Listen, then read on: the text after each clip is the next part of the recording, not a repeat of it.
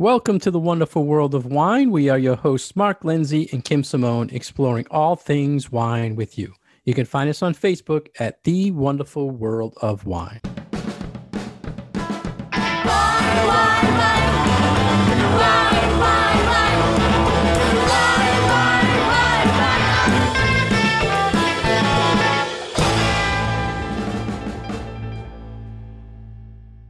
Hello again, everybody. Kim and I are here every week to talk about the wine world with you and things we hope you find interesting. How are you today, Kim? I'm great. Thank you. How are you? Everything is fine. Always excited to talk wine and let our listeners know about things we found this week in the wine world. Always something going on. It's always something new. Going on. And I like when I find an article and Kim makes comments about him before we even talk about him. This is showing disgust about the issue. But first, we want to talk about wine bottle foils. And I'm sure our listeners' times are aggravated by these. It's the capsule that's covering your cork. It's also the capsule that secures the screw cap to your screw cap wines. And Kim mentioned she doesn't like these. So why don't you explain, Kim, what you think about the foil covering the corks on a wine bottle? I don't have that big of an issue with them. But the main point of this article, which was in the Washington Post, was that they are kind of just a throwback and wasteful at that these days, in that we really no longer have the need to have this extra piece of material going over the top of our wine cork that in the past did serve a purpose. So in the old days, they were made from lead, and I'm talking old days like hundreds of years ago. Now they're generally made from either plastic or aluminum, but the purpose that they served was so that the corks wouldn't get moldy, or you wouldn't have bugs chewing on the corks or mice chewing on the corks. So it was an extra layer of protection for the wine. But as our technology has gotten better and as our corks have gotten better, we really don't need anything on top of that wine bottle anymore. And the lead ones were banished probably 100 years ago. But at this point, it really does seem to be just an extraneous piece of material that is more decorative than anything else, and sometimes can be a little bit of a headache to remove from your bottle of wine. Yeah, I have to ask you, you said about the lead, and I was shocked that it said it wasn't banned until 1993 is when they banned it. 1993? 1993 is what I saw. Oh, wow. I kind of assumed it would have been like in the early 20th century. Yeah, pretty scary. So people probably have something in their wine shelf that's... Jeez. Yeah. So you mentioned sustainability, and we talked about that many times on the show. It's a big thing now. You support sustainable wines, and producers are pushing that. But a lot of the producers that are pushing sustainability are still using the foil, or the capsule encapsulating the screw cap is also foil. So I think that is actually one of the big reasons to move away from it. It's just one extra thing to throw away. Why do we need it? More waste. It's more waste. Adds to the cost, obviously, of the product. And you mentioned, Kim, that it's a pain for people to remove this to access the cork. So I had to ask you, Kim, we've seen it a million times. People, either they'll use an opener and score the very top of the plastic and pull just a little teeny cap off. I've seen people rip the whole thing off to get to the cork. Do you have a method or a way you trained to remove it properly? So I trained to remove it from the lowest part of the lip of the bottle. So if you look at the very top of a wine bottle, you'll have a bunch of different little bumps because the mouth of the bottle, it's not flush with the rest of the neck of the bottle. You've got a couple of different places that you could cut your capsule. So I usually go to the lowest point before you get to the straight-sided neck of the bottle. Now, not everybody does that. Not every restaurant trains its employees to do that. I feel like it leads to a little bit of a cleaner cut because you have less of the capsule interfering with the actual pouring of the wine. So I like to remove a little bit more of the capsule, but I don't think there's anything wrong with doing just that top little bit. And sometimes if I'm really frustrated, I'm just going to rip that whole damn thing off. Yeah. Sometimes you get like too much and then it sticks out and it looks and feels annoying. So just rip the whole darn thing off. So just more of a visual for our listeners, Kim, that when you use a corkscrew, a weighted corkscrew, and you remove that little notch on the bottle, that is almost underneath there. There's another like rim like that you're probably cutting down to, right? So you have like a little cap you pull off versus just a little cover if you do around the top rim. Yep. Yeah. So I used to do just around the top. Like for years and years and years before I worked in restaurants, I only did the top. And then when I started training my restaurant staff was when I changed to the other method. And now that's what I do most of the time, even at home. And when you're presenting it like in a restaurant or when you're in front of friends, even, it's almost, I feel like it's not a good thing to rip off the whole capsule, I know. But the only one who gets that one's my husband. Well, just so people, I mean, there's different ways to do it. There's no real right or wrong way as long as we get to that cork. And one of the things that I think a lot of people, why they use it, and I've gotten feedback on this a lot on these capsules, is it covers the fill level. So a lot of times, and we mentioned fill levels a lot when we talk a screw cap. So if our listeners can picture, you take off a screw cap off, usually the wine is right there and overflowing. Wine with a cork, you have the cork length in the bottle, and then you have a little fill space, right? So if you don't have that capsule aluminum foil around the top, what are you seeing? You're seeing the physical cork in the bottle, and then you're seeing that airspace. So a lot of people come to me and think like there's something wrong with the wine. A lot of people shop based on the visual, right, Kim? A dented can they won't take and that type of thing. So they think it's a defect in the packaging, and they're looking for something with the foil, so used to it. Right. So I kind of wanted to get your feedback. What do you think about that as far as the visual part? Not using it. Yeah. I mean, I think it's honestly more, you just mentioned this, it's a little bit more than just the visual. It's more the tradition of it, right? So people are used to seeing this as part of the packaging for the wine. And I remember back when I think it was, what was the big one from Australia? That stopped using it? Yeah. I want to say. Was it Penfolds? Started with an R. It wasn't Penfold. Shoot. With an R. I want to say Rosenblum, but that's not right. So they stopped. Oh, Rosemount. Yeah. Yeah. So, and this was, I'm kind of dating myself now, but they were one of the first ones to not put a capsule at all on any of their bottles. And they had the cork, and then they had little, like almost looked like a chocolate coin, but of wax on top of the cork, kind of slightly pressed in and flush with the top of the bottle.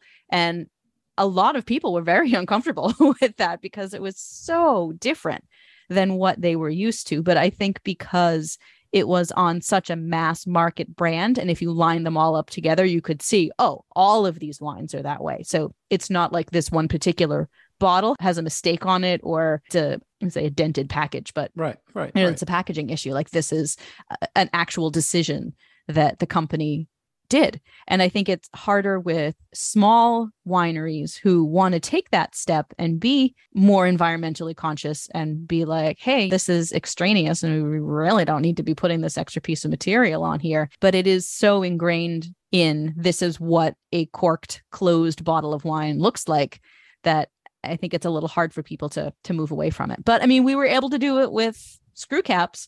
And, it's too bad that screw cap wines then come with so much more metal as their own capsule that goes down the neck of the bottle. So I think that also was a very interesting packaging decision that the screw cap makers did, where it's not just like what you get on the top of a soda screw cap, but you have this longer metal capsule that goes down 2 inches. Yeah. And I'm told that whole thing is one piece, the cap and the sleeve. So, but I don't see why they just can't put just the cap and remove the sleeve. But right. Because I mean, if you look at their types of, like even a bottle of like San Pellegrino, it just has a tiny little metal cap, it doesn't have an entire capsule on it. So it's possible to do it. And it's filled to the top, all the screw cap wine. So I don't know why they wouldn't remove that piece, because you can see you're getting that's my issue with the corked wines, is why don't they just fill it up a little bit more? I know they like to leave a little airspace, but just fill it up a little bit more. I think that the decision on the part of the early bottlers in screw cap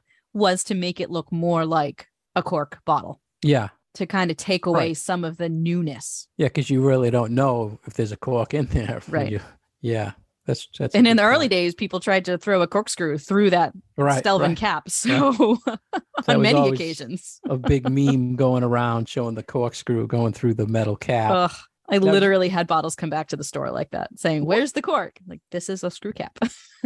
A lot of people ask, I want any screw cap wines. I don't want to deal with a cork, or I'm going someplace. I don't know if they have a corkscrew, that type of thing. So that's a very common request. I'm really happy that the stigma is now mostly off of screw cap wines. It's taken 20 years, but I'm very pleased that the market has come to accept that. So, I mean, I feel like if people could accept fine wines under screw caps, then let's keep changing some things. Yeah. We can update our packaging. Let's do it, people.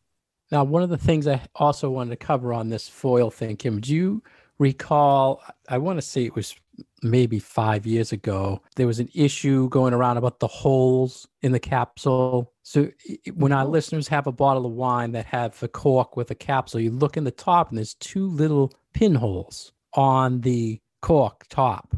Oh, I vaguely remember this, but I don't remember the details. So you're going to have to fill me in. Well, people were looking at these holes in the saying, why does my capsule have holes in it? Are they injecting something into my wine? Oh. And there was all this, they're shooting and additives and this and that in there. And it's really has something to do with when the sleeve is applied, it needs holes so it seals properly.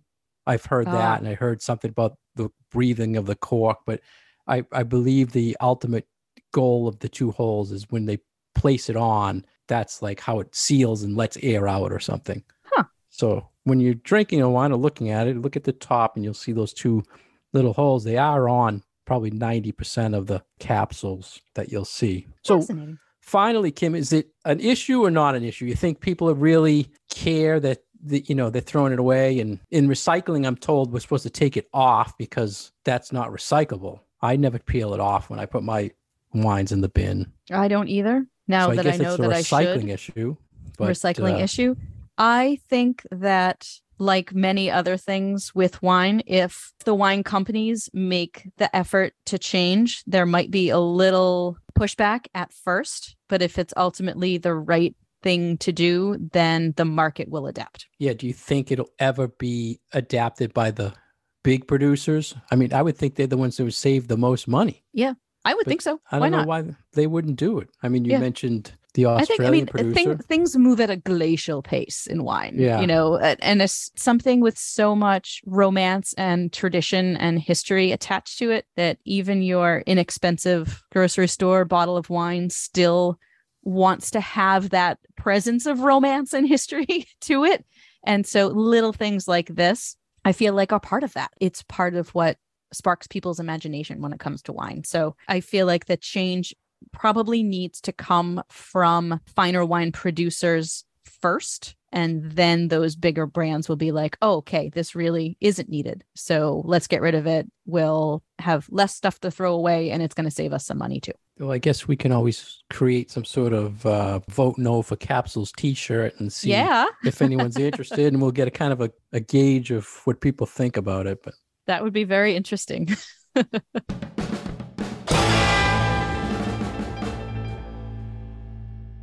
You're listening to The Wonderful World of Wine, and we are your hosts, Mark and Kim. You can find more information about Mark on his website, franklinliquors.com, and more information about myself and the classes I teach at commonwealthwineschool.com. You can find us on Facebook at The Wonderful World of Wine. Welcome back to The Wonderful World of Wine. In our previous episode, we talked about the wine texture description called chewy.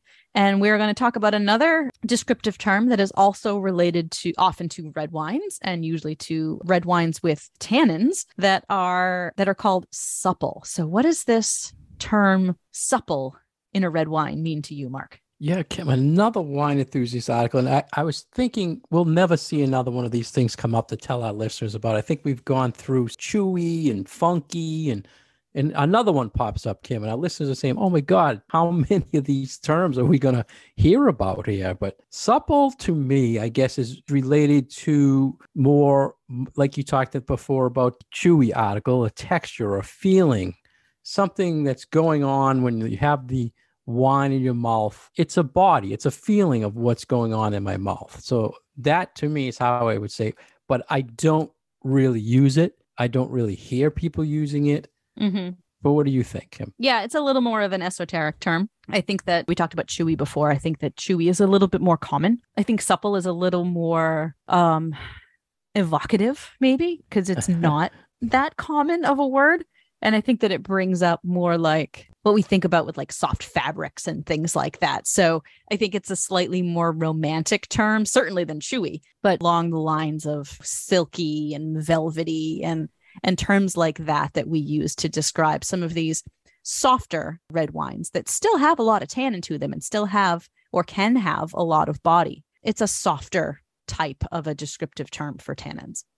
Is this more common in red or ever used for white? So definitely more common for reds. And this article did point out that because it is caused by the skin contact, that when you have an orange wine or you have a skin contact white wine, you may get some of this sensation as well, because you are picking up a little bit of those tannins from the skins of the grape. So, a little bit of that textural element that can be found in orange wines too. So supple, more tannin description, like we've heard soft tannins, integrated tannins, not overwhelming tannins. Supple, if I say supple tannins in this wine, is that relatable to those other terms as well? Yeah. And I would definitely attach it to a kind of a lighter wine, maybe something with some age to it, but not necessarily something fruitier, perhaps not a big, powerful Barolo that's going to knock your socks off, but a different type of structured red wine. I hope this is making sense to our listeners. It's just another geeky, confusing thing that can be out there that we just had to bring up and give our 2 cents on. And it is confusing because these are some of those terms that are completely subjective, right? So we might be able to taste a bunch of wines together and say, okay, this wine, and this wine are all supple to me. But then just describing that to someone who's not tasting those wines with you is the next step. And that's when it gets a little bit harder. And they mentioned pairing with food, a supple wine still cuts through the fat. And would you ever use a supple wine with a supple food as you use your colors, pink with pink? Is there any such thing as supple wine? I don't know that what food I would describe as supple. I know that they talk about like beef tenderloin, but I don't know. Well, that to me, that's like a softer mouthfeel meat. So, right? I mean, so I guess it kind of works. They also said a supple wine works with low-fat wines or acidic. Did they say something about acidic drinks would cut through low? I don't know why they mentioned acidic, though. I had a note here about acidic. I don't know why. I don't remember acidic. To me, let's talk about acid. Do you think a supple wine can be acidic, can have acidity to it? I mean, for me, it's more of a tannic thing, but I don't know if those necessarily would go hand in hand. I mean, you still need acid in a red wine in order for it to have the appropriate balance, but I don't necessarily feel like, this has to have it in order to be considered supple, in my opinion. This brings back the same questions I hit you with when we talked about the chewy article, but can you make a wine supple by decanting it? Like we talked about chewy wine, It kind of softens the tannins by decanting. Yeah. Can you take away a little bit of that tanninness to make it come out, say it's supple now because I decanted a wine? Well, you can certainly soften a wine by doing it. And so if this is just another way of saying that your wine is on the softer side, then absolutely. And again, with aged wine, just I asked you with the chewy article, would you consider aged wines to be more supple than newer wines? Depends on the wine. Vintage wines. Yeah. Same old, always more questions. Exactly. More issues coming up. Always leads to more questions. Do you ever use the term yourself? You mentioned you did at one point say you've heard it, right? I mean, definitely heard it. More common than chewy. Probably to time. I can't remember on the last time. I don't really see it in reviews at all. Have you? So do you think it's more of like an old-fashioned-y kind of term?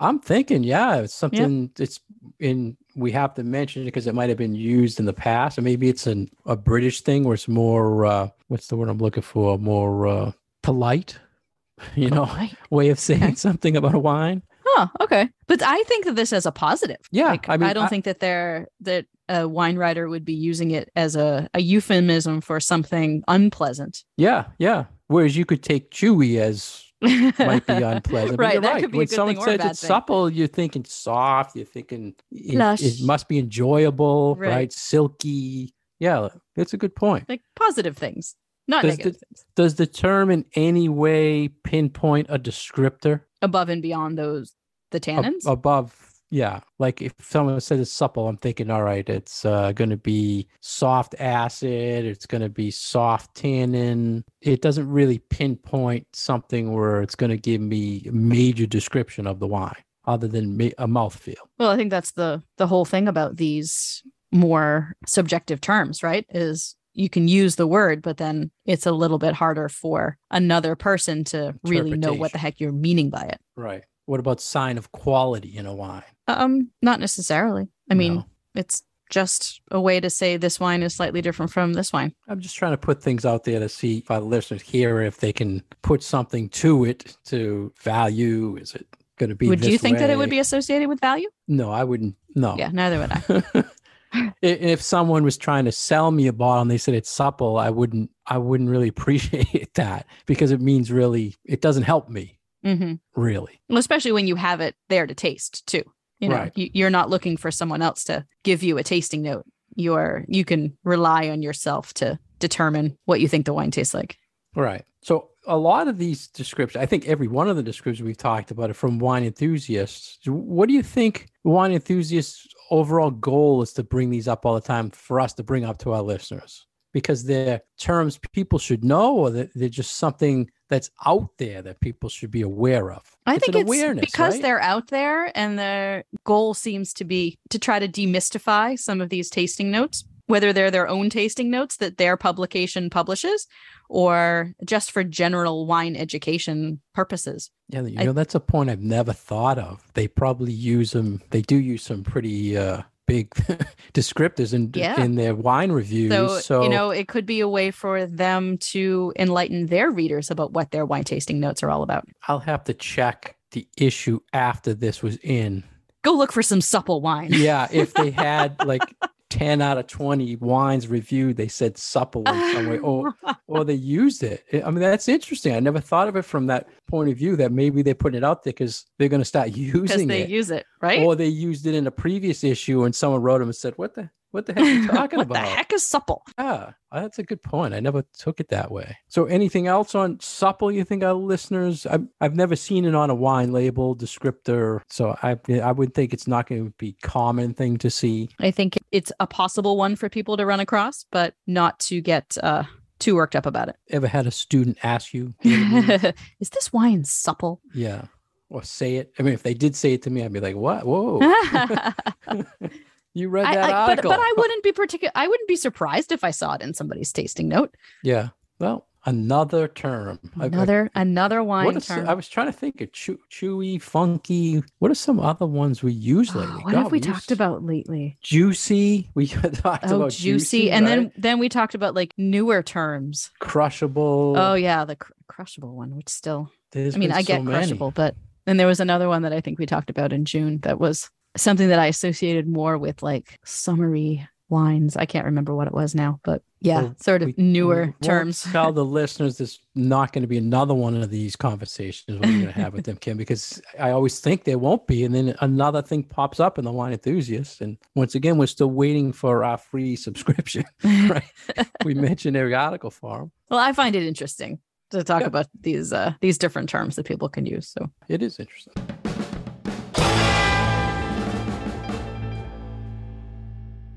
Thank you for listening to The Wonderful World of Wine. We're your hosts, Mark Lindsay and Kim Simone, exploring all things wine with you.